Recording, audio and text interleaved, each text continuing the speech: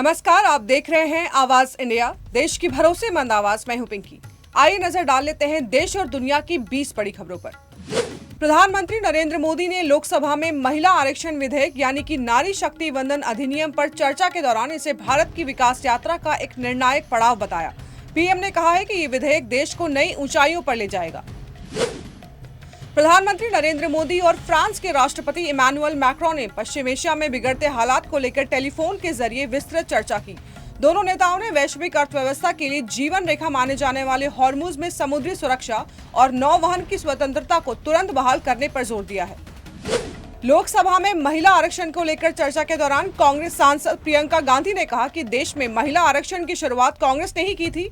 उन्होंने चर्चा के दौरान कराची अधिवेशन का जिक्र करते हुए कहा कि पूर्व प्रधानमंत्री राजीव गांधी ने यह प्रस्ताव लिया था, लेकिन उस वक्त भाजपा ने ही इसका विरोध किया था।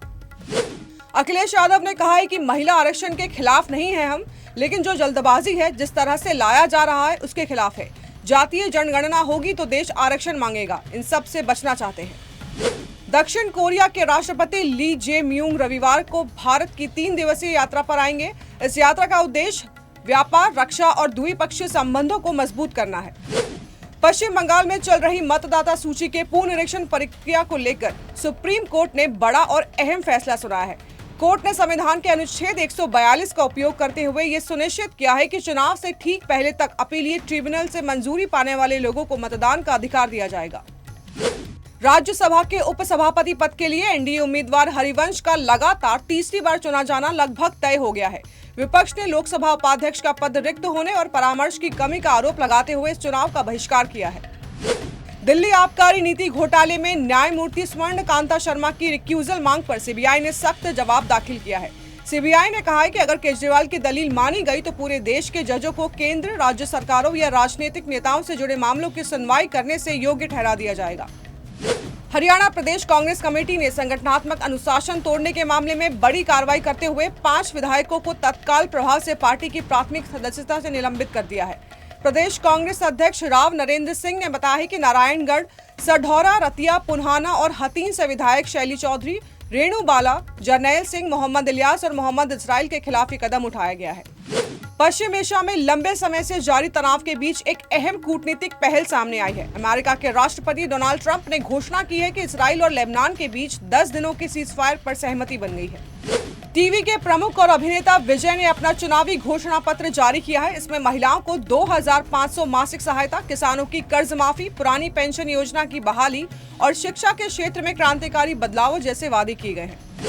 लेंसकार्ट के सीईओ पीयूष बंसल ने बिंदी तिलक विवाद पर माफी मांगी है। उन्होंने साफ किया है कि वायरल हो रहा दस्तावेज पुराना है और कंपनी की वर्तमान नीति में धार्मिक प्रतीकों पर कोई रोक नहीं है। बंसल ने इस गलती की जिम्मेदारी लेते हुए कहा है कि लेंसकार्ट सभी धर्मों और परंपराओं का सम्मान करती है। वायु गुणवत्ता प्रबंधन आयोग ने दिल्ली राष्ट्रीय राजधानी क्षेत्र में ग्रेडेड रेस्पॉन्स एक्शन प्लान का पहला चरण लागू कर दिया है।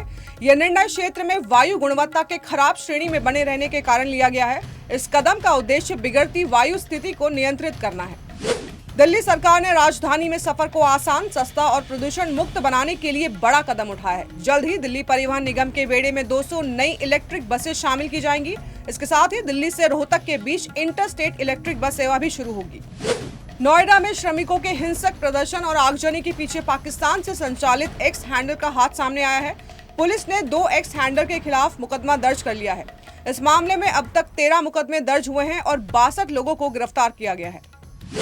टाटा मोटर्स के लखनऊ प्लांट से जल्द ही zero emission hydrogen fuel cell से चलने वाले कमर्शियल वाहन सड़कों पर उतर सकते हैं। ये पहल स्वच्छ और पर्यावरण अनुकूल परिवहन की दिशा में एक बड़ा कदम मानी जा रही है। उत्तर प्रदेश के भदोही जिले की साइबर क्राइम पुलिस ने अंतरराज्यीय गिरोह का भंडाफोड़ करते हुए 3 शातिर अभियुक्तों अंशुल मिश्रा, मोहम्मद शोएब और कपिल रावत को गिरफ्तार किया है। पुलिस अधीक्षक अभिनव त्यागी के अनुसार ये गिरोह मासूम लोगों को सरकारी योजना और सस्ते लोन का लालच देकर उनके नाम पर बैंक खाते खुलवाता था। दिल्ली एयरपोर्ट पर टैक्सिंग के दौरान स्पाइस जेट विमान ने आकाशा एयर के प्लेन को टक्कर मार दी। घटना में किसी को नुकसान नहीं हुआ है। दोनों विमानों को एहतियातन ग्राउंड कर दिया गया है। पंजाब के खिलाफ क्विंटन डिकॉक ने खेली नाबाद शतकीय पारी। शानदार बल्लेबाजी करते हुए महेंद्र सिंह धोनी का बड़ा रिकॉर्ड तोड़ दिया है। क्विंटन डिकॉक आईपीएल में बतौर विकेटकीपर बल्लेबाज सबसे ज्यादा 50 से अधिक रनों की पारी खेलने वाले दूसरे बल्लेबाज बन गए हैं। मुंबई इंडियंस ने आईपीएल 2026 से पहले टीम में अहम बदलाव किया है। स्पिन ऑलराउंडर अथर्व अंकोलेकर चोट के कारण टूर्नामेंट से बाहर हो गए हैं। उनकी जगह पंजाब के युवा तेज गेंदबाज कृष भगत को टीम में शामिल किया गया है। तो देश और दुनिया की बड़ी खबरों में फिलहाल के लिए इतना ही। जुड़े रहिए आवाज इंडिया के साथ, जल्द होगी मुलाकात। तब तक के लिए नमस्कार।